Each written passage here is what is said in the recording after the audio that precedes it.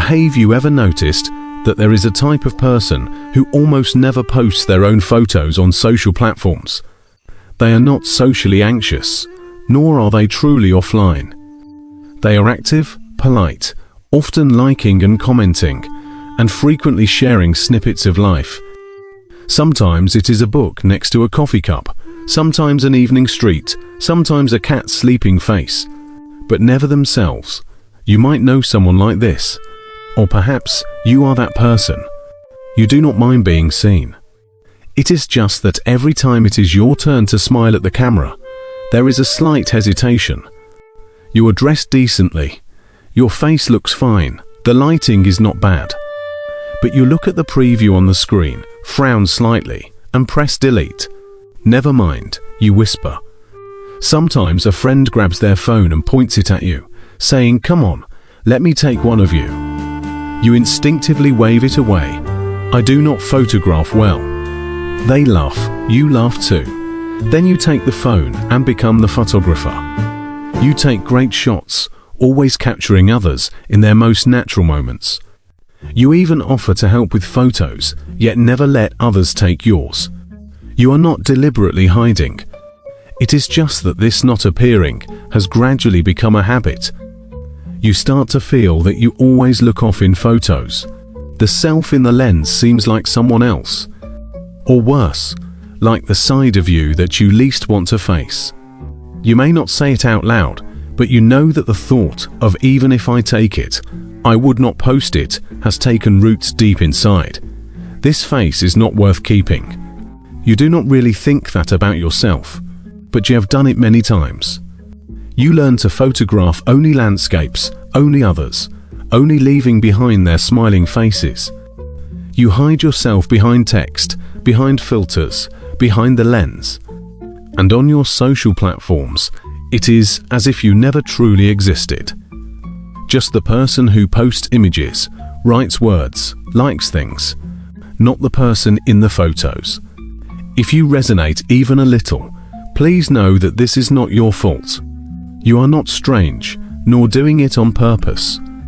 You are simply waiting for an opportunity to be seen safely, not for praise, likes, or validation. Just once to exist without explanation, without embellishment. You do not mind leaving a mark. You have just gone too long without being looked at gently.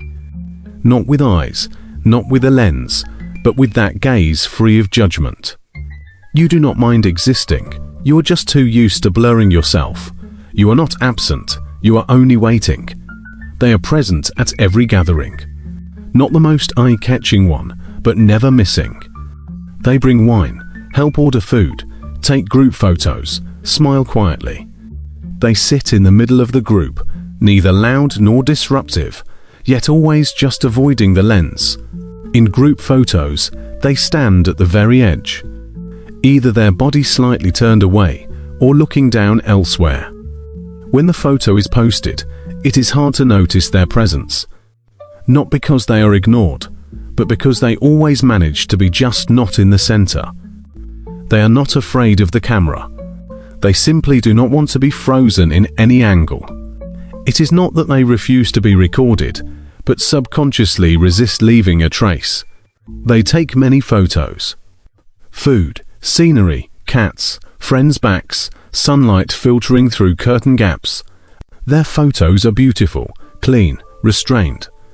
Yet, it is hard to find a single one of their own face. Sometimes you ask them, "Why do you not post a selfie?" They smile, "I do not photograph well." Or more casually, "Anything is fine, just do not post me." No one probes deeper, and they do not explain further. That phrase, "I do not photograph well," sounds so light. But behind it lies the exhaustion of countless times seeing their face and wanting to delete it.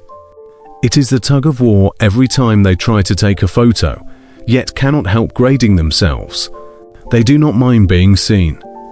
They just feel that being seen in that way is too dangerous. They rarely take selfies. They do not often record vlogs, post reels, or greet with videos. Even if the lens catches them for a second, they will cut that part out themselves. In friends gathering videos, if they appear, it is only a back view or a blurred half side. Even if others post their photo, they will softly say, "Could you blur me out?" You might have thought they were just low-key or camera shy. But over time, you realize they are not unwilling to share their lives. It is that once their own self enters the frame of life, they instinctively hide that part. You might know someone like this, or it could be you. You edit photos for friends, but never for yourself. You have many photos, yet almost none include you. You appear in everyone's lives, but rarely in their memories.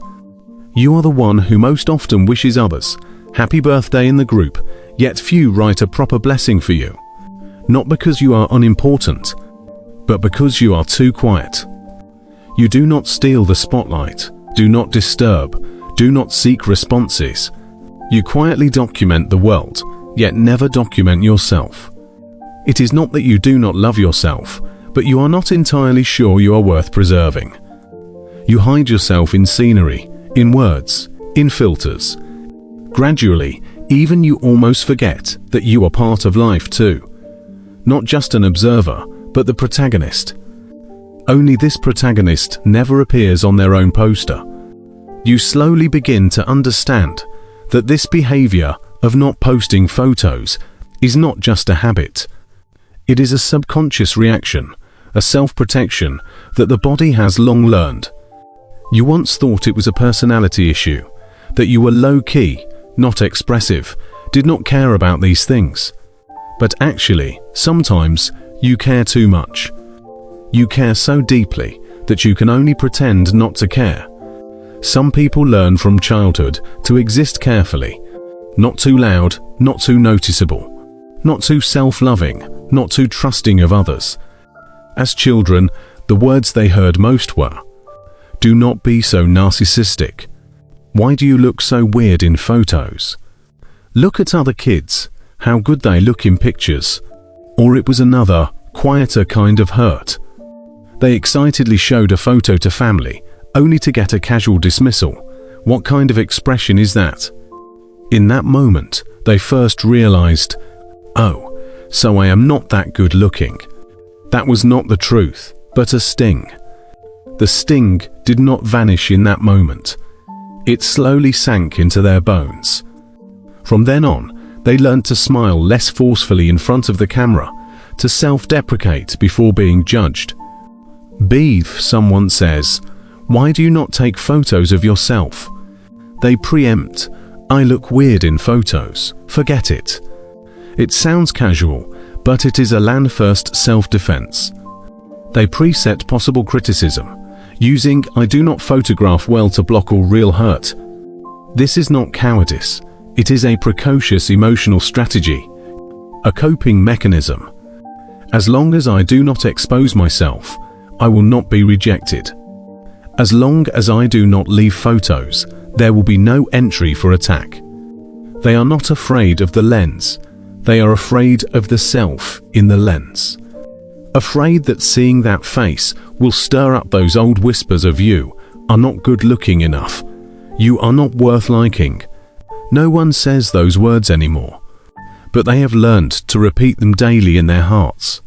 Over time, these words become an internalized script. Once you stand in front of the lens, you automatically enter defense mode. You smile, but it is not relaxation, it is training. You pose at an angle, but it is not confidence, it is avoidance. You take the photo, then try filter after filter, still feeling something is wrong. Finally you delete it, as if nothing happened. But your body knows you have negated yourself once again. You do not mind leaving records, you have just grown used to protecting yourself first in any moment of potential exposure. This protection is not intentional, it is something you learned long ago. This is not a flaw, it is instinct. Like a small animal curling up in an unfamiliar environment. Like instinctively pulling your coat tighter when the wind blows. These reactions have no right or wrong. You just never realized when they became part of you. You have done nothing wrong. You simply learned too early how to avoid being hurt. Some people use silence, some use indifference. You use not posting photos, muting yourself on social platforms, keeping a low presence in life. This is not because you do not want to live authentically.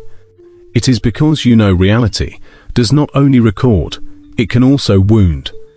So you prefer to blur, step back, leave blank space. That way, at least you remain whole. You may no longer remember exactly when it was. The time you first felt that your face was wrong. Perhaps it was on an elementary school field trip. You wore new clothes, standing at the edge of the playground, waiting for the group photo. The sun was harsh. You squinted, and the teacher said, "That expression does not look good, change it." You forced a smile. The shutter clicked.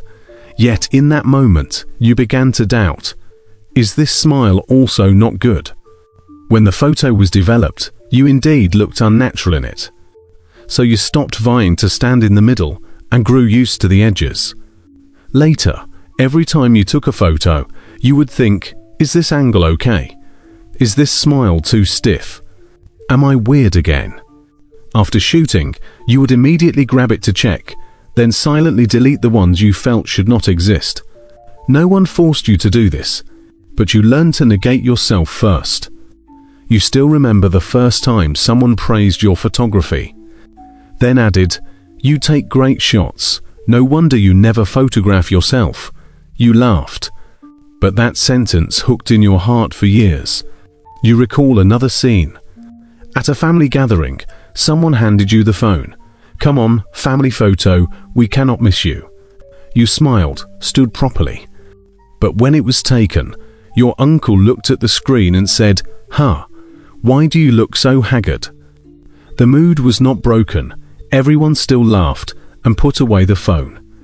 Only you, on the way home, quietly looked at that photo. Indeed, your complexion was off, the angle poor. You deleted it. In the many years after, you learned a new skill, dodging. You calculate light, angles, positions. You smile and say you guys shoot first, then step out of the frame. You remember once taking a photo and sending it to a friend. She said, "Why did you take it like this? You look burdened." You did not say much then. Just silently saved that photo in a folder that would never be shared. You do not mind preserving your appearance, but too many times you heard those casual comments. Those words dripped like water on the heart. They would not knock you down at once, but reminded you again and again. In others' eyes, you always seem a bit off. So you began to hide. Slowly, even you believed, "I really am not suited to be seen." But you forgot. At the start, it was just someone else's offhand remark. Not your problem, not your mistake. You just took it too seriously and remembered it.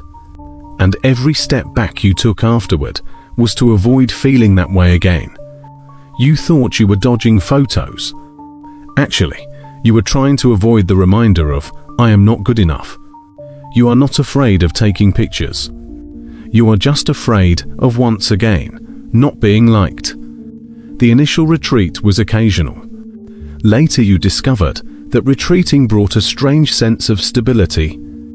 You did not need to face others' comments. Did not need to explain why I look like this, why I took it this way. Did not need to bear the unspoken evaluations in their eyes. So you grew more accustomed to low presence. Not passive, but you genuinely believed, if I do not appear in the lens, the world will not hurt me so quickly. This thought was vague at first, then became a rule, became part of your inner life. You began to form a stable behavioral structure. Do not appear in photos. Do not let others photograph you. Do not actively share your appearance. Do not expose yourself too authentically. Behind these behaviors lies a belief you never voiced. If I do not appear, I cannot go wrong. You may not realize when you became so cautious. You no longer easily open the front camera. You no longer linger in front of the mirror. You cannot say you hate yourself, but you also cannot get close to yourself. The lens is the boundary of distance. Crossing it brings unease, so you simply erase yourself from the frame. Day after day, this avoidance becomes habit, and habit eventually shapes a person. You find it harder to truly relax at gatherings. You grow less comfortable under others' gaze. You find it harder to believe I am worth remembering. So you choose silence, choose blur, choose not to be in photos, not in lenses, not in the front row of stories. Your social accounts begin to contain only scenery, drinks, forwarded quotes, others' blurred backs. Your life seems to become a documentary. You are the director, yet never on screen. You always say, I am not that important. I am just the recorder. I do not need exposure. But deep down, you vaguely know the real you is not content. You envy those who can naturally take photos of themselves. You envy them posting themselves, talking about themselves, not worrying what others think. You envy them living in the frame, while you only float in the shadows. This prolonged absence begins to exact an indescribable cost. You start to feel a chronic, lukewarm loneliness. Not loneliness in a crowd, but a loneliness of leaving no trace. You participated, gave, laughed, passed through, yet always feel as if nothing was left.